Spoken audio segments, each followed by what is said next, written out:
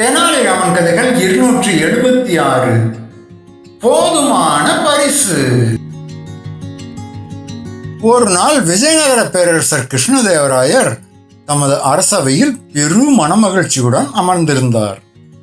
அப்போது அண்டை நாட்டு மன்னர் ஒருவர் அனுப்பியிருந்த மிகவும் சிக்கலான ஒரு குதிரை கொண்ட ஓலைச்சுவடி அரசவைக்கு வந்தது. அதில் ஒரு மரப்பெட்டியும் இருந்தது.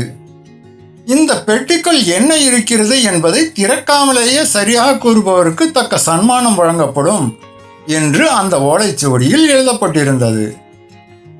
அந்த புதிரை அரசவையில் இருந்த எந்த மூத்த அமைச்சராலும் சிறந்த அறிஞராலும் விடுவிக்கவே முடியவில்லை. அனைவரும் செய்வதறியாது தலை குனிந்து நின்றனர். ஆனால் தெனாலிராமன் தனது அபாரமான புத்தி கூர்மையால் பெட்டியின் எடையையும் அதிலிருந்து வந்த மெல்லிய வாசனையையும் வைத்து அந்த புதிரை மிக எளிதாக சில நிமிடங்களிலேயே விடுவித்து காட்டினான். இதனால் அண்டை நாட்டு அரசவைக்கு முன்பாக விஜயநகர பேரரசின் மானம் மிகச் சிறப்பாக காப்பாற்றப்பட்டது. இதனால் பெரும் மகிழ்ச்சி அடைந்த கிருஷ்ணதேவராயர், தெனாலிராமா, நீ இன்று செய்த காரியம் மிகவும் சிறப்பானது. நமது பேரரசின் பெருமையை காத்தாய். இதற்கு பரிசாக நமது கருவூலத்திற்கு சென்று உனது இரு கைகளிலும் எவ்வளவு பொற்காசுகளை அள்ள முடியுமோ அவ்வளவு பொற்காசுகளை நீயே எடுத்துக்கொள்ளலாம்.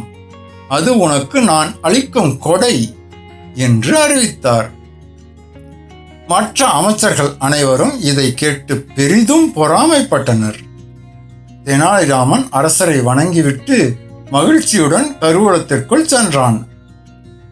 சிறிது நேரம் கழித்து வெளியே வந்த தெனாலிராமனின் கைகளில் வெறும் 10 பொற்காசுகள் மட்டுமே இருந்தன. இதை பார்த்த அரசர் மிகவும் ஆச்சரியமடைந்து, ராமா, உனக்கு இவ்வளவு பெரிய வாய்ப்பு அளித்தும் ஏன் இவ்வளவு குறைவான பொற்காசுகளை மட்டும் எடுத்து வந்தாய்?